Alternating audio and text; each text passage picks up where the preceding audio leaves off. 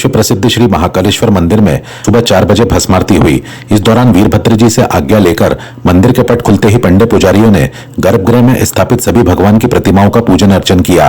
इसके बाद भगवान महाकाल का जलाभिषेक कर दूध, दही, घी, शक्कर, शहद, पंचामृत और फलों के रस से बाबा का अभिषेक किया गया।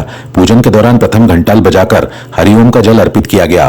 पुजारियों और पुरोहितों ने इस दौरान बाबा महाकाल का अलौकिक श्रृंगार कर उन्हें सजाया, जिसके बाद महानिर्वाणी अखाड़े की ओर से भगवान महाकाल के शिवलिंग पर भस्म अर्पित की गई।